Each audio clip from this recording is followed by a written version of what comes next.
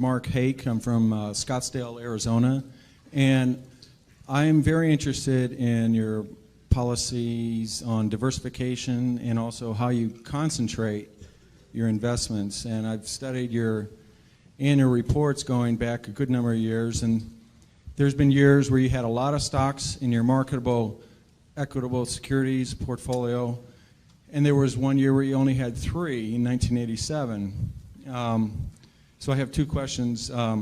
Given the number of stocks that you have in the portfolio now, what does that imply about your view of the market in terms of, is it fairly valued, that kind of idea? And second of all, it seems that whenever you take a new investment, you never take less than about 5% and never more than about 10% of the total portfolio with that new position.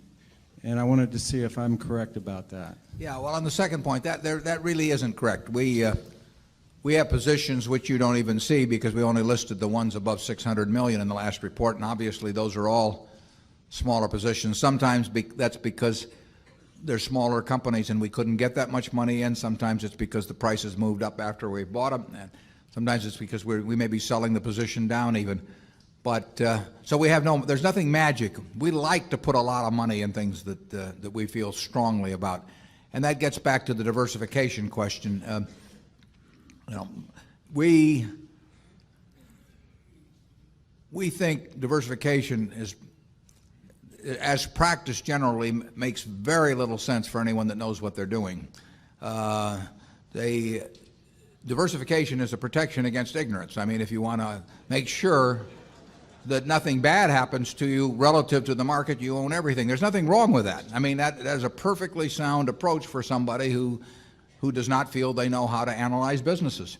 If you know how to analyze businesses and value businesses, it's crazy to own 50 stocks or 40 stocks or 30 stocks probably, because there aren't that many wonderful businesses that are understandable to a single human being in all likelihood.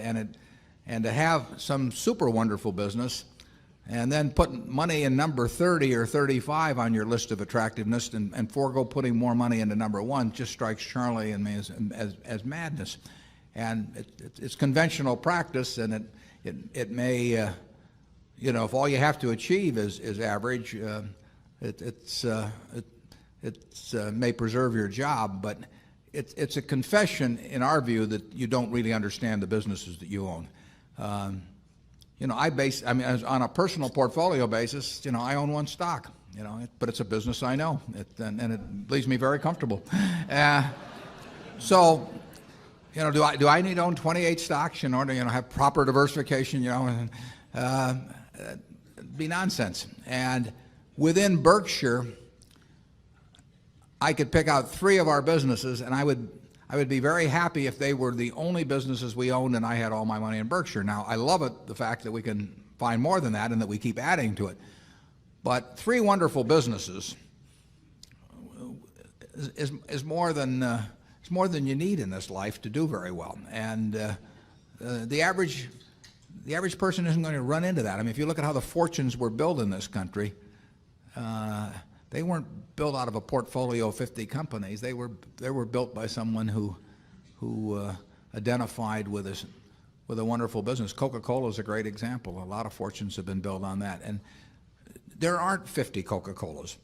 There aren't 20. If there were, it'd be fine. We could all go out and diversify like crazy among that group and get results that would be equal to owning the really wonderful one. But you're not going to find it. And the truth is, you don't need it. I mean, if you have a really wonderful business, is very well protected against the vicissitudes of the economy over time and the competition. I mean, we're talking about businesses that are resistant to effective competition, and 3 of those will be better than 100 average businesses, and they'll be safer, incidentally. I mean, there is less risk in owning 3 easy to identify wonderful businesses than there is in owning 50 well-known big businesses. And it's amazing what has been taught over the years in finance classes about that. But I can assure you that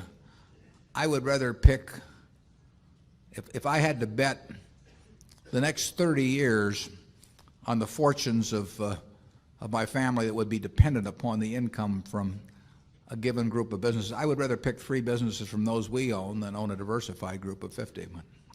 Charlie?